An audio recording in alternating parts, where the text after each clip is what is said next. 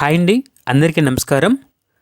46 ఏళ్ల తర్వాత తెరుచుకున్న పూరీ రత్న భండార్. వజ్రాభరణాలు లెక్కించడానికి సిద్ధమైన బృందం. గదిలో పాములు ఉన్నాయా? ఇందుకు సంబంధించిన పూర్తి వివరాలు అనేవి ఈ వీడియోలో తెలుసుకుందాం. వీడియో మాత్రం ఎక్కడా స్కిప్ చేయకుండా పూర్తిగా చూడండి. అప్పుడే మనకు పూర్తి సమాచారం అర్థమవుతుంది. ఇక ముఖ్యంగా వీడియో నచ్చితే లైక్ చేయండి, అలాగే ఛానల్ని సబ్స్క్రైబ్ చేసుకోండి. ఇక లేట్ చేయకుండా వీడియోలోకి వెళ్ళిపోదాం. అశేష భక్తజనం ఎప్పుడెప్పుడా అని ఎదురుచూస్తున్న క్షణం రానే వచ్చింది. ఒడిశాలోని ప్రఖ్యాత పూరీ జగన్నాథ స్వామికి దశాబ్దాలుగా రాజులు భక్తులు కానుకలుగా సమర్పించిన వజ్రాభరణాలు, వెండి, బంగారు నిల్వలను దాదాపు 46 ఏళ్ల తర్వాత తొలిసారిగా తనిఖీ చేయనున్నారు. ఆభరణాలను తూకం వేసి నాణ్యత లెక్కించి అవసరమైతే మరమ్మతులు చేయనున్నారు.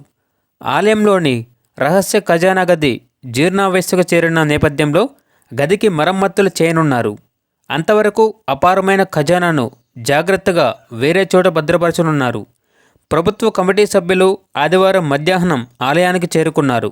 ఆలయ పూజారులు ప్రత్యేక పూజలు చేసి ఖజానా యజమానులైన విమలామాత, మహాలక్ష్మి ఆజ్ఞ తీసుకున్నారు. తర్వాత ఖజానాకు రక్షకుడైన లోక్నాథ్ స్వామి అనుమతి తీసుకున్నారు. మధ్యాహ్నం 1:28 గంటలకు ఖజానా గది తలుపులు తెరిచారు. 11 మంది మాత్రమే సాంప్రదాయ దుస్తుల్లో గదిలోకి వెళ్లారు. ఆభరణాలను లెక్కించకుండానే సాయంత్రం 5:20 బయటకు వచ్చారు.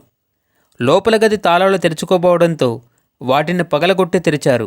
ఆభరణాలు, విలువైన వస్తువులను తాత్కాలిక స్ట్రాంగ్ రూంలోకి తరలించి సీల్ వేశాం. అన్నిటినీ ఒకే చోట తరలించడం కష్టం. త్వరలో తేదీని నిర్ణయించి తరలింపు మొదలు పెడతాం అని రిపేర్లు తర్వాత ఆభరణాలకు విలువ కట్టే పని మొదలు పెడతాం అని ఏఎస్ఐ శాఖ అధికారులు వెల్లడించారు.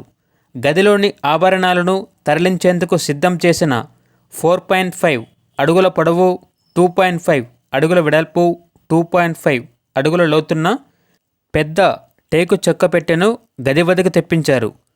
గదిలో ఎలాంటి పాములు లేవని తెలిపారు.